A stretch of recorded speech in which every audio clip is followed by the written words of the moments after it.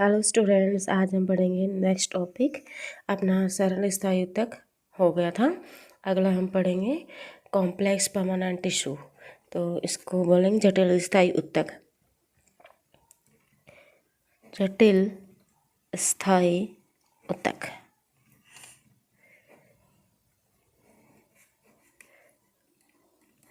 Complex permanent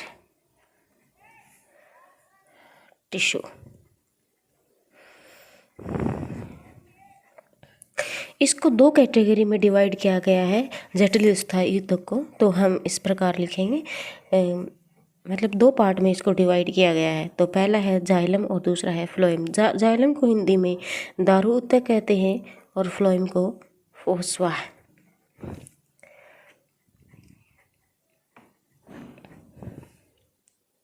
और xylem के निर्माण में भाग लेने में जो संरचनाएं होती हैं वो 4 प्रकार की होती हैं, जिसमें से पहली है ट्रैकेट्स यानी वाहिनिका। दूसरी है वेसल्स यानी वाहिका।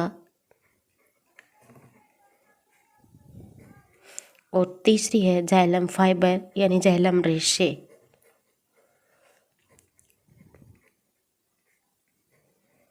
और चौथी है जाइलम पैरेन्काइमा यानी जाइलम मृदुतक।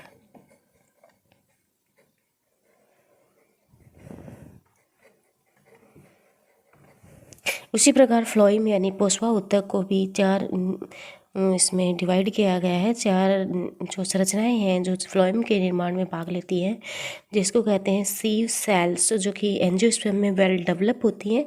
और सीव सेल्स ही क्या होती हैं, सबसे प्रिमिटिव स्ट्रक्चर होती हैं, जो सबसे पहले टेरिडोफाइटा में देखी गई थी, लेकिन एंजियोस्पर्म में ये सीव ट्यूब बनाती है। इसीलिए कहते हैं कि एंजियोस्पर्म में वेल डेवलप होती है सीव सेल, जिसको हिंदी में कहते हैं चालनी कोशिका। चालनी कोशिका यानी सीव सेल्स। ये क्या होती है, सबसे प्रीमिटिव सेल होती है। प्रीमिटिव मतलब सबसे पहले बनने वाली सेल्स यानी आदिम संरचना, आदिम स्ट्रक्चर। सबसे पहले ये टेरिडोफाइटा में देखी गई थी। और टेरिडोफाइटा स्पोरोफाइटिक प्लांट है। गेमेटोफाइटा में ये एब्सेंट होती हैं, जैसे थैलोफाइटा है और ब्रायोफाइटा में एब्सेंट रहती हैं। तो ये क्या जेडोमा में और एंजियोस्पर्म में क्या थी, वेल डेवलप थी।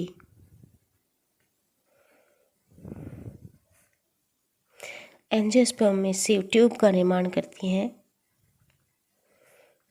सीव ट्यूब्स का मतलब है कि ये जैसे फूड आता है तो एक सरल रेखा में इसका निर्माण हो जाता है, तो फूड ऊपर से नीचे डायरेक्टली नीचे आ सकता है।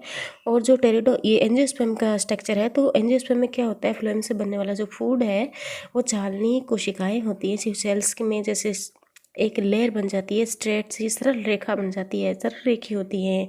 तो क्या जो फूड ऊपर से आता है वो सरल रेखा में गमन करता है। लेकिन जो टेरिडोफाइटा है उसमें जिगजैग यानी ऐसे करके कुछ जिगजैग में ये भोजन ऊपर से नीचे आता है, क्योंकि टेरिडोफाइटा में सबसे पहले देखी दी गई थी। लेकिन सीव ट्यूब का निर्माण तो कहाँ हुआ था, एंजियोस्पर्म में हुआ था। दूसरी है सहकोशिका। सहकोशिका कॉम्पिनियन सेल्स।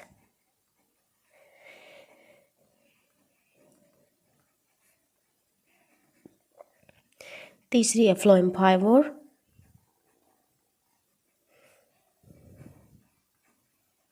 और चौथी है फ्लोएम पैरेन्काइमा यानी फ्लोएम में मृदुतक।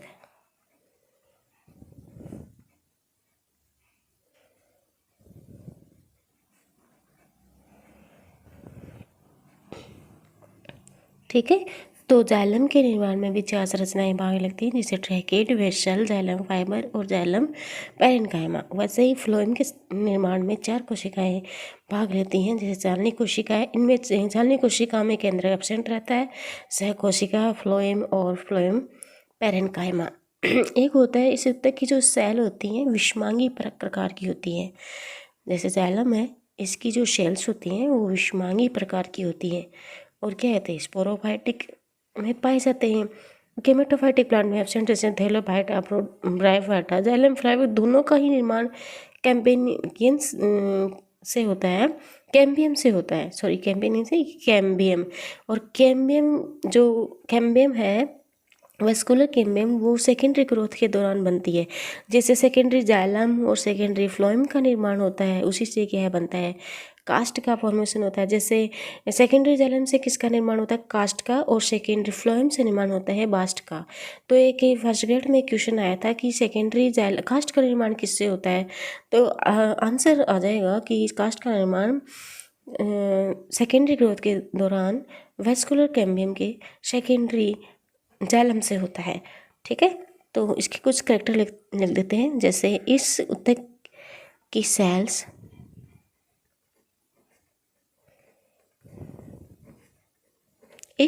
सेल्स विषमांगी प्रकार की होती हैं।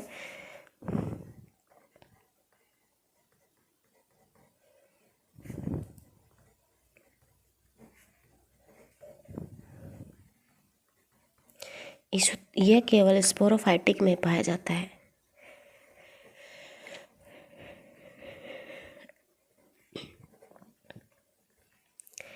यह टिश्यू स्पोरोफाइटिक यानी बीजाणुविद पादप।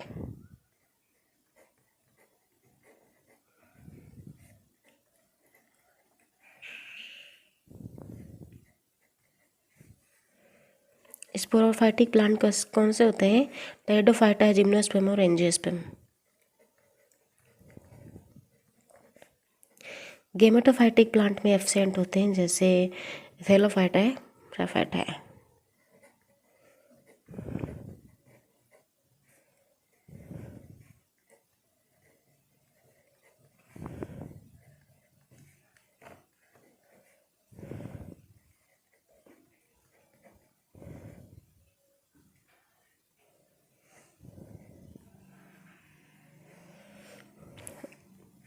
और जाइलम और फ्लोएम दोनों का ही निर्माण कैम्बियम से होता है। कैम्बियम कब बनती है, सेकेंडरी ग्रोथ में। जाइलम एंड फ्लोएम दोनों का ही फॉर्मेशन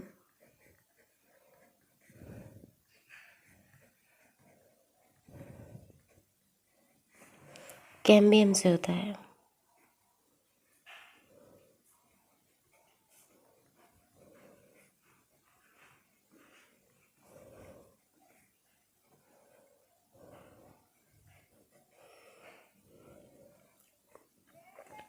और एक कैम्बियम कब बनती है, एम्ब्रियोनिक जो स्टेज होती है उसमें कैम्बियम बनती है, और उसे प्रोकैम्बियम पहले बनती है। कैम्बियम से पहले क्या बनती है, प्रोकैम्बियम बनती है, और प्रोकैम्बियम एम्ब्रियोनिक जो स्टेज होती है तब बनती है। तो कैम्बियम से पहले प्रोकैम्बियम बनती है,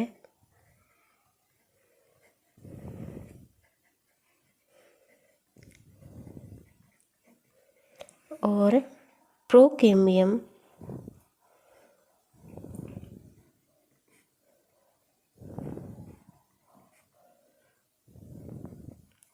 एम्ब्रियोनिक स्टेज में पाई जाती है। प्रोकैम्बियम एम्ब्रियोनिक स्टेज में पाई जाती है। ठीक है, प्रोकैम्बियम से ही प्राइमरी जाइलम और प्राइमरी फ्लोएम दोनों बनते हैं। प्रोकैम्बियम से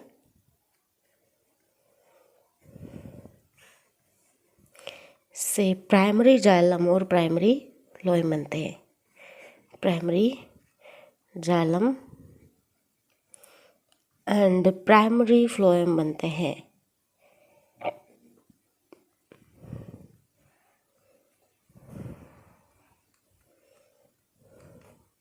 उससे पहले जैसे प्राइमरी जाइलम है और प्राइमरी जैसे जाइलम और फ्लोएम है, उसको भी मतलब दो पार्ट में डिवाइड किया गया है। जैसे जाइलम से पहले क्या बनेगा, प्रोजाइलम से बने, जो पहले बनेगा उसे क्या कहेंगे, प्रोटोजाइलम,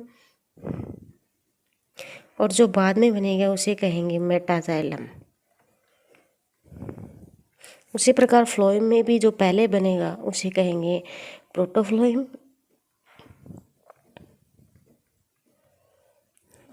और बाद में बनेगा उसे कहेंगे मेटाफ्लोएम।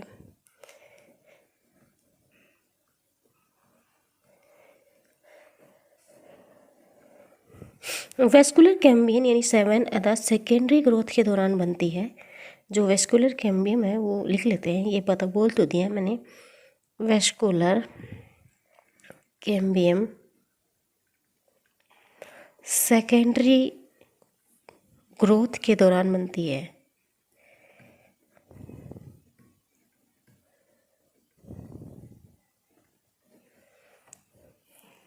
ठीक है, उसी के दौरान सेकेंडरी जाइलम और सेकेंडरी फ्लोएम बनते हैं। Secondary xylem and secondary phloem बनते हैं।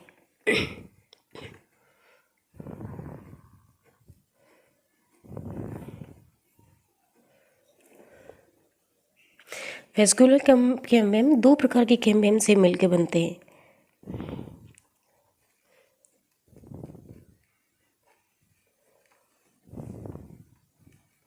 वेस्कुलर कैम्बियम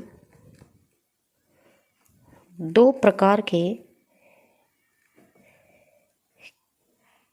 कैम्बियम से मिलकर बनते हैं। एक तो है इंट्राफेसिकुलर और दूसरा इंटरफेसिकुलर।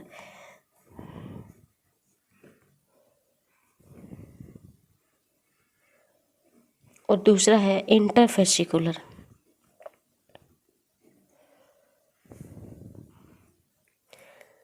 ठीक है, जैसे इंट्राफेसिकुलर है, जैसे इसमें ये पहले से ही क्या बनी होती है, इंट्राफेसिकुलर में कैम्बियम बनी होती है, जबकि इंटरफेसिकुलर में मज्जा किरणों के द्वारा सेकेंडरी ग्रोथ में मज्जा किरणें क्या बनाती हैं, इसमें कैम्बियम का निर्माण करती हैं। अब नेक्स्ट देखेंगे इसमें जाइलम।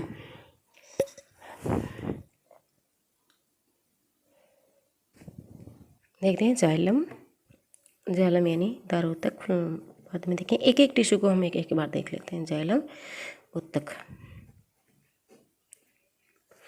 जाइलम 4 स्ट्रक्चर होती है, जैसे वाहिनिका, और 2 वाहिनिका और वाहिका दोनों साथ ही देख लेते हैं एक बार। ठीक है, तो वाहिनिकाएं होती हैं, ये सबसे आदिम स्ट्रक्चर होती हैं। आदिम यानी प्रिमिटिव, यानी सबसे पहले बनने वाली संरचना। और ये किस में सबसे पहले प्लांट गई, हायर प्लांट में पाई गई, जैसे टेरिडोफाइटा में सबसे पहले ये देखी गई थी, और वेल डेवलप तो एंजियोस्पर्म में होती हैं। ठीक है, दूसरी वाहिका, ये वाहिका होती हैं, ये विकसित संरचना होती हैं। सबसे विकसित जो संरचना है वो वाहिका है। वाहिका यानी वेसल्स,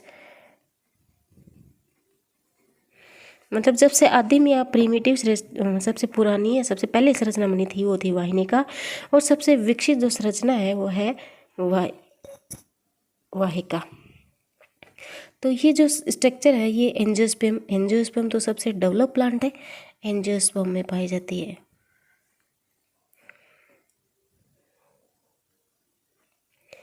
एंजियोस्पर्म में ये पाई जाती है, और इसमें क्या होते हैं, पट पाए जाते हैं। पट यानी अनुप्रस्थ पट, जो वाहिका होती है उसमें अनुप्रस्थ पट पाए जाते हैं, वाहिनिका सॉरी।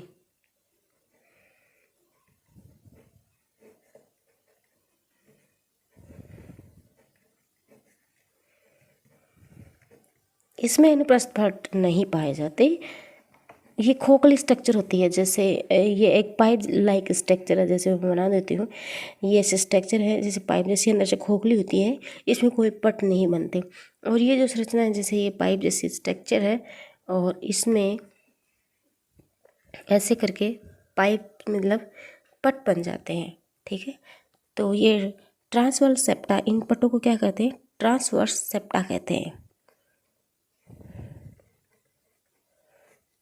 सेप्टा यानी पट, ये सिर्फ वाहिनिका में पाए जाते हैं और उसमें नहीं पाए जाते। और ये लिग्निन का, इन दोनों ही में ही लिग्निन का जमाव होता है।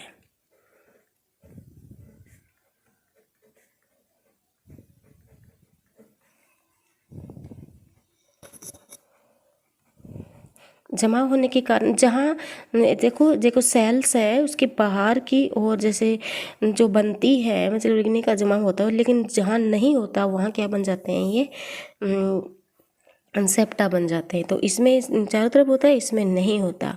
इसमें लिग्निन ज़्यादा बनता है और इसमें कम, इसमें लिग्निन ज़्यादा बनता है, इसमें कम। और इसमें परिवेशित गर्त पाए जाते हैं, ठीक है, इसमें परिवेशित गर्त पाए जाते हैं जैसे होता है जैसे वैसे। और ये कहते हैं एंजियोस्पर्म में वेल डेवलप होती है, और लेकिन कई एक्सेप्शन है, जैसे जैसे वाई का है, मतलब एंजियोस्पर्म में पाई जाती है, लेकिन कुछ एंजियोस्पर्म ऐसे हैं जिसमें नहीं पाई, जैसे ड्रेसिना है, युक्का है,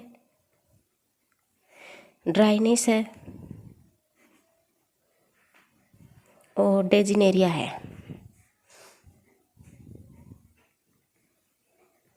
लेकिन कुछ एंजियोस्पर्म में हैं जिसमें ये नहीं पाई जाती, लेकिन कुछ जिम्नोस्पर्म हैं जिसमें ये पाई जाती है, जैसे इफेड्रा।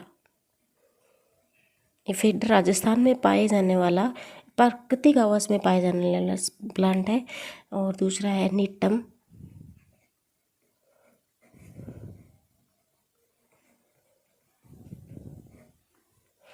तीसरा है वेलवेस्चिया,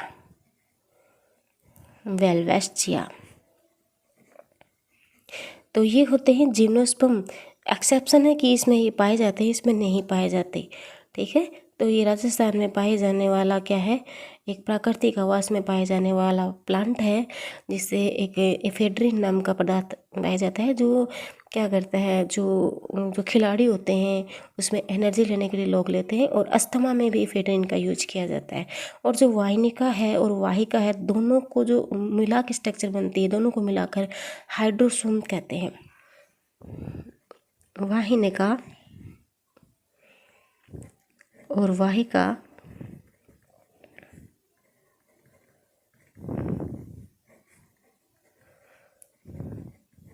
दोनों को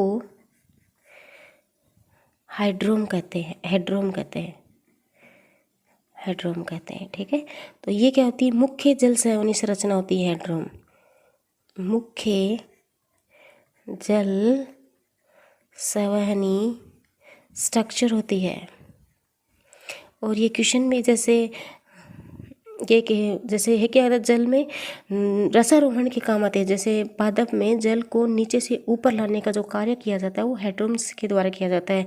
जैसे RFG 2020 में फर्स्ट ग्रेड में क्वेश्चन आया था कि रसारोहण क्या है। तो रसारोहण क्या है कि जाइलम के द्वारा गुरुत्वाकर्षण के विपरीत पादपों के वायु भागों में पहुंचाने वाले जल को रसारोहण कहते हैं। तो ये क्वेश्चन आया था। अगला टॉपिक है, इसमें वाहिनिका और वाहिका हो गया। अब है जाइलम फाइबर। जाइलम फाइबर हम कल पढ़ेंगे। अब देख लेते हैं, ये हम कल देखेंगे, वीडियो थोड़ा बड़ा हो जाएगा। Okay bye.